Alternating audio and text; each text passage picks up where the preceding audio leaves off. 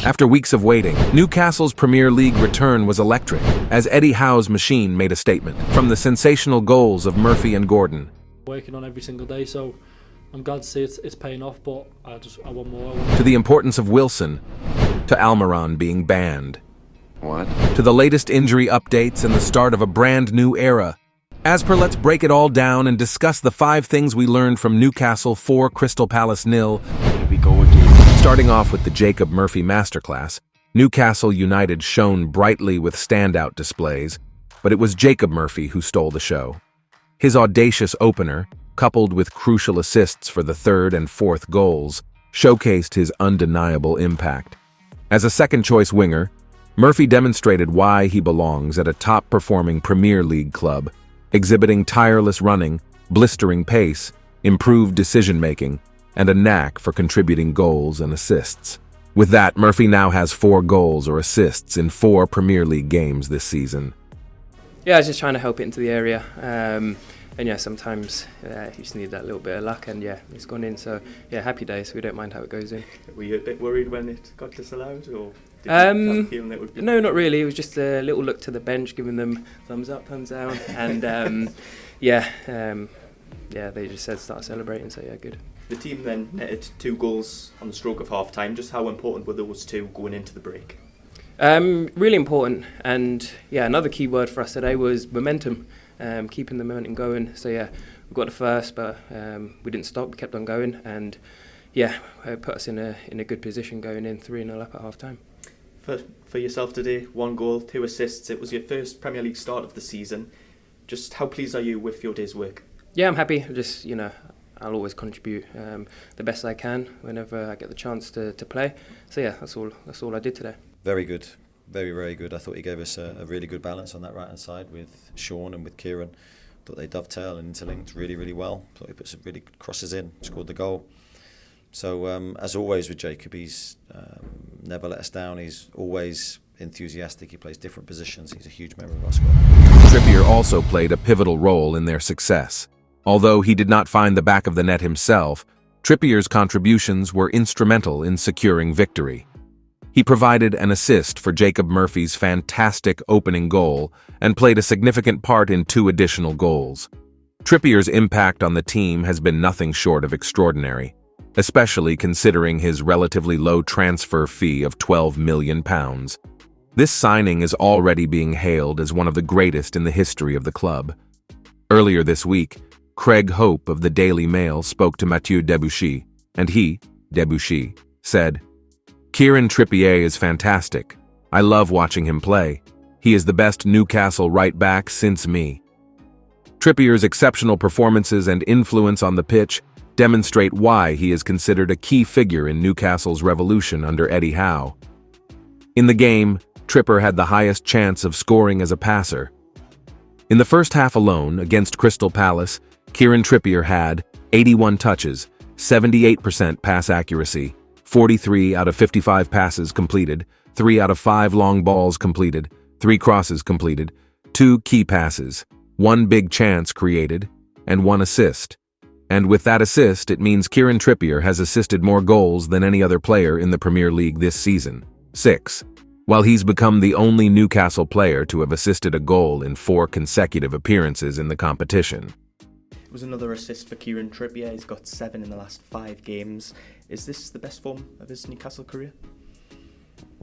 I'm pausing because he's done so well for us historically. It's difficult to say. I think he's in great form at the minute. Both attacking and defending. I think his game's very, very strong. I think the only thing we have to be wary of is his load and how much he's playing, because he played with England, and that's a big effort from him. But that's why it was good to take him off and just protect him. He's a huge player. Wilson also made his mark on Gareth Southgate as well. Despite scoring Newcastle's 4th goal, Newcastle's 2nd goal, he showcased his versatility by dropping deep, distributing the ball wide, and ultimately contributing to a goal. With the performance, Callum Wilson has now scored 5 goals in his first 8 Premier League appearances this season, meaning 5 Premier League goals in 326 minutes of football. That's a goal every 65 minutes, and is in second of the best Premier League minutes per goal ratios since his Newcastle debut. Bruno Guimaraes was typically effervescent, having a 7.1 SofaScore rating. In the game itself, he had 60 touches, 88% pass accuracy, 43 out of 49 passes, 3 out of 6 long balls, 3 out of 3 successful dribbles, 6 out of 7 ground duels won, 1 aerial duel won and was fouled 2 times. While calls for Sean Longstaff to receive England recognition may echo beyond Tyneside after another goal. You know, we play in England, so it's great to see English players doing well. Sean himself will work hard on his finishing. He's a player that does extra work regularly with the coaches. I've always said I believe he's a goal scorer. He's a very, very good finisher in training, but with both feet, I mean, from all angles. So to see him score, hopefully more consistently, for me is something that he can do with the ability that he has. I think it's just about getting himself into the positions. I thought he did that really well today. I thought he played very intelligently and took his goal really well. And Gordon proved a point to Gareth Southgate too, having an 88% pass accuracy, 37 touches, 23 out of 26 passes completed, 2 out, 2 long balls completed, and 1 goal. He now has 7 Premier League goal involvements this season, including the 2 penalties he's won. He is a true testament of player who worked hard over the summer, rebuilt his confidence, and is now playing the best football of his career. Yeah, good. I'm really happy. Something that I'm working on every single day, so I'm glad to see it's paying off, but I want more. I want to keep going and I want to take that next step. So, and also I had to make up for the first one. First goal though in front of the Gallagher end as well. How special was that? Yeah, it was good. They've been singing my name for a while, so I'm glad to just get that ticked off, score, and go and celebrate with them, because I always see everyone else celebrating with them, and yeah, it's a good part of the ground. Obviously the 2 goals towards the end of the first half. You know, how key was that? How key was it to instead of going 1-0 up at the break, going 3-0 and having that gap? Yeah, it's weird because every goal sort of has a different feeling during the game. Like I said, the first one's massive against teams who defend well, but then the second one sort of puts them. You've got more control of the game, and then the third one obviously finishes the game, if you like. So every goal has a different feeling, but the more goals the better for us at the minute, and we've got to keep that going. Sandro Tonali's reaction was also remarkable. Despite being sent for a warm-up in the 28th minute, he received a warm ovation from the Lees' End and Milburn stand, with many fans rising to their feet.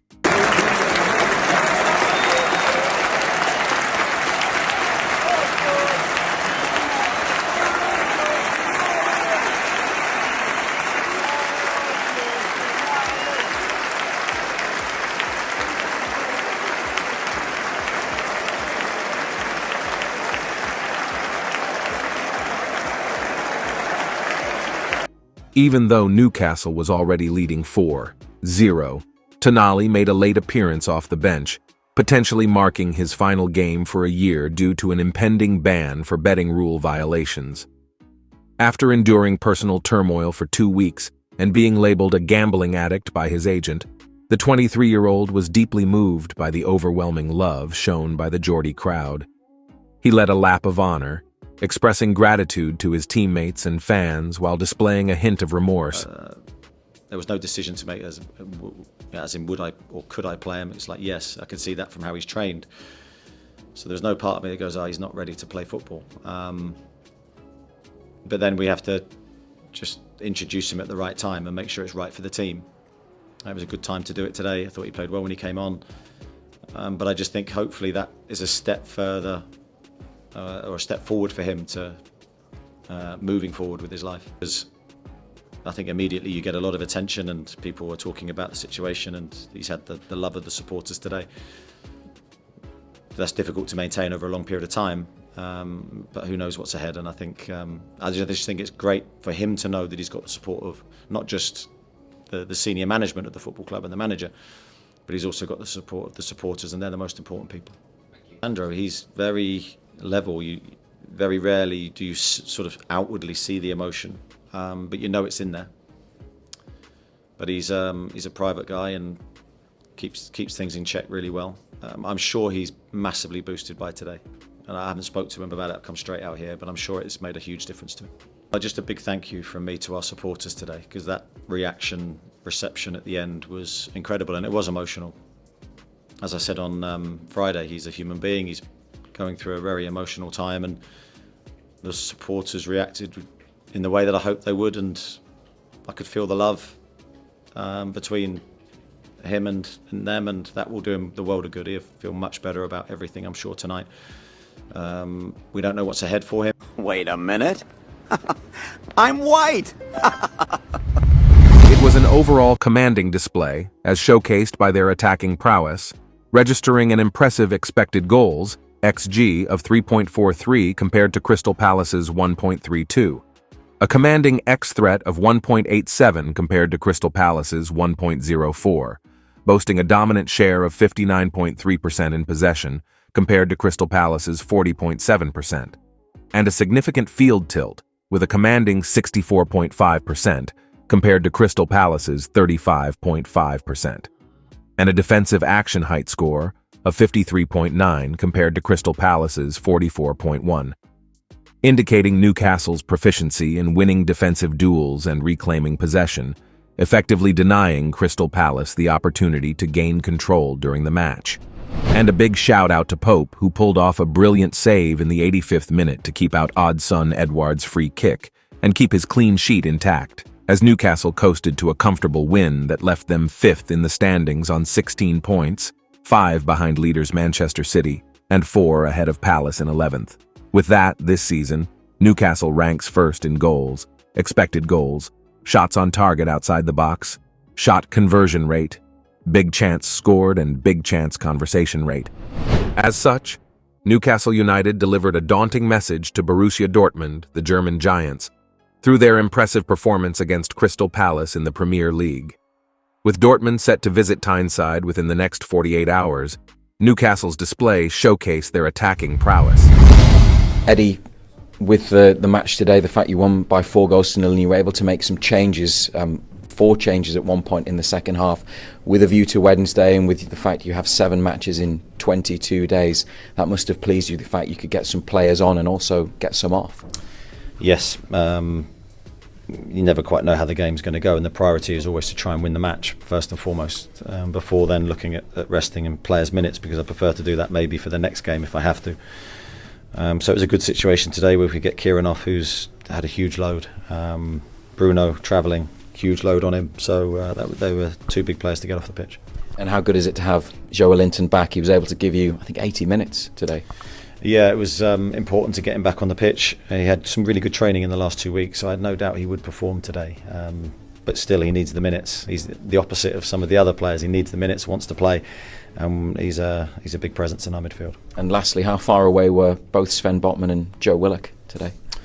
No, neither were close ultimately.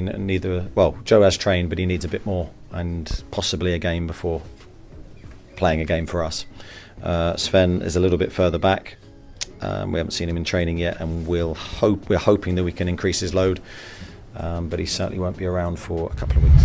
Then finally, Miguel Almiron has been banned from driving for 6 months and fined £660 after failing to provide information to the police regarding the identification of a driver involved in an offence. Almiron was convicted of the offence in his absence at Gateshead Magistrates Court. The charge stemmed from an incident on April 24th, where Almiron allegedly failed to provide information about the driver of a Land Rover who was involved in an offence. However, the court dismissed a separate charge against Almiron for using a handheld mobile phone or device while driving on December 14, 2022, on Benton Lane in Long Benton. Almiron, also known as Miggy, did not attend the court hearing, and the charge of failing to give information was proven in his absence. As a result, he has been banned from driving for 6 months and fined £660. Newcastle United Football Club has declined to comment on the matter for now.